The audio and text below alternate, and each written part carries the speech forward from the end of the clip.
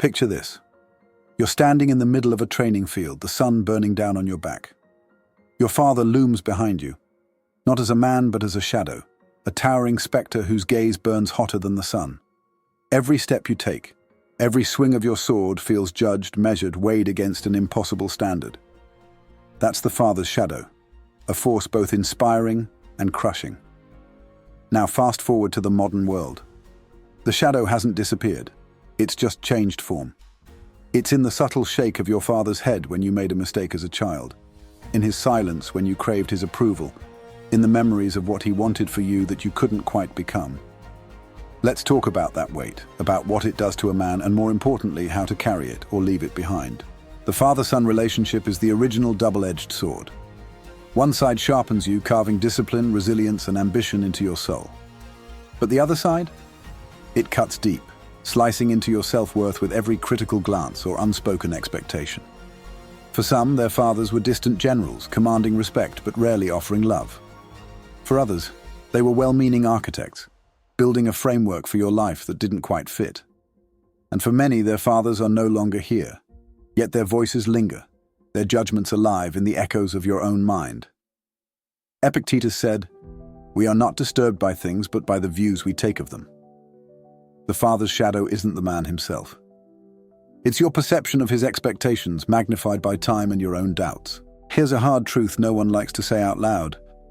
Sometimes the loss of a father brings not just grief, but relief. It's not about malice or lack of love. It's about the sudden absence of judgment, the lifting of a silent burden you didn't even know you carried.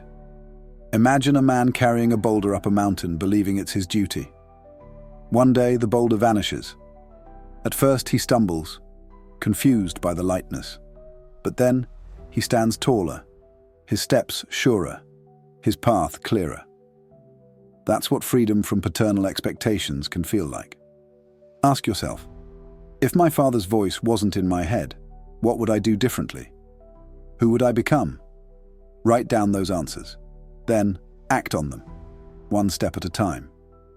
Freedom isn't a lightning bolt, it's a steady flame you must kindle daily. For the next 3 days, I challenge you, do one thing each day that you've avoided because of your father's influence. Day 1. Call someone he would disapprove of. A friend, a mentor, a love interest.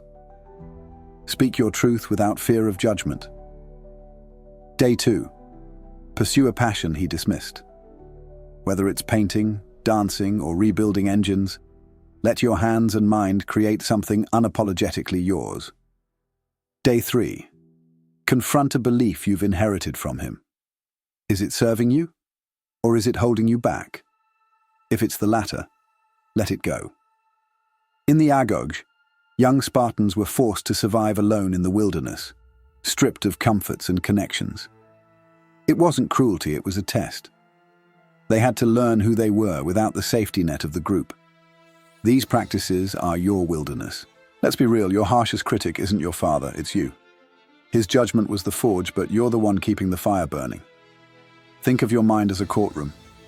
Your father's critical eye is the prosecutor, constantly presenting evidence of your failures. But here's the twist. You're also the judge. You decide whether to accept the verdict or throw the case out. Marcus Aurelius wrote, "You have power over your mind, not outside events. Realize this, and you will find strength." The next time your inner critic starts its tirade, pause. Take a breath. Ask yourself, is this voice helping me grow, or is it just noise? If it's noise, silence it. Close your eyes and picture this. A world where your choices are truly your own. The weight of pleasing your father is gone. What does that world look like? For some of you, it's a career shift. From the stable job he wanted to, the risky dream you've always had. For others, it's a relationship, choosing someone he wouldn't have approved of but who makes you feel alive. For many, it's simply the act of being unapologetically yourself. Take 5 minutes every night this week to visualize that life. Don't just think about it, feel it. Smell the air, hear the sounds, taste the freedom. Let that vision guide your steps. Here's a quick exercise. Look in the mirror and hold your own gaze for 60 seconds. Feels awkward, doesn't it? Now imagine doing that with someone else. Eye contact is the most powerful tool for connection, and the most avoided. When you face difficult emotions, whether with your father, partner, or even a stranger, don't look away. Eye contact says, "I see you. I'm here. I'm not afraid." It's a silent declaration of strength and openness. The next time someone criticizes you, resist the urge to drop your gaze or argue back immediately. Hold their eyes. Breathe. Respond with calm clarity. Watch how the power dynamic shifts. A superior man, a man of mastery, doesn't seek to control relationships. He seeks to navigate them with wisdom and grace. Imagine your relationships as a river.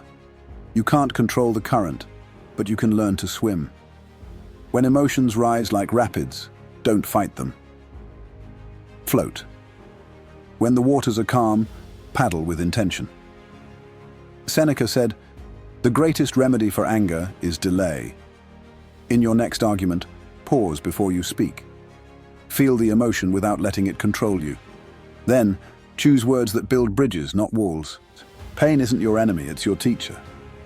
Every wound carries a lesson, every loss a seed of growth. The Spartan way was to embrace hardship, not avoid it. The same applies to emotional pain. When you feel the sting of your father's judgment, or the lack of it, don't numb yourself. Sit with it. Ask, what is this pain trying to teach me? Often the answer lies in your deepest desires, the things you suppress for fear of disapproval. Write down one painful memory involving your father. Beneath it, write what you learned from it. If the lesson isn't clear, write what you wish you'd learned. Use that as a guide moving forward. Let's talk about the life you don't want to live. Imagine being trapped not just physically but mentally and emotionally in a cycle of shame and regret. You're carrying wounds that don't heal because you keep picking at them, trying to live up to expectations that were never your own. You're stuck replaying the same script, trying to impress, trying to please, trying to measure up. But it's a game you'll never win. What does that look like? You're walking through life with a closed-off heart, afraid to connect because every bruise feels like a fresh betrayal. You can't even look in the mirror without seeing the face of failure staring back. You've turned your father's voice into your own internal critic, and it's tearing you apart from the inside. This is the pit. It's the place where bitterness grows, relationships crumble, and ambition turns to dust. Now imagine a different path. It's not about perfection, it's about not falling into the worst-case version of yourself. It's about carrying your scars not as a burden, but as proof that you've survived, that you've learned, and that you're still here, standing. This isn't a call to reject everything you've been taught. It's about choosing what serves you and burning the rest. Your father's shadow doesn't have to be a cage. You don't have to live haunted by his voice, his criticisms, or even his absence. Take what's useful, the lessons, the grit, the discipline, and leave behind the parts that chain you to resentment and regret. You can choose to step out of that shadow and light your own path. Because the alternative, it's living in someone else's story, drowning in someone else's expectations, and that's a fate worse than failure. It's a life not lived at all. Young men, the father's shadow will always be there. It's not something to conquer, it's something to understand. Love your father for who he is, but free yourself from who he wanted you to be. Every step you take toward freedom is a step toward your true self. Start today. Pick up your sword, your courage, your discipline, your heart, and step into the light. Your journey begins now.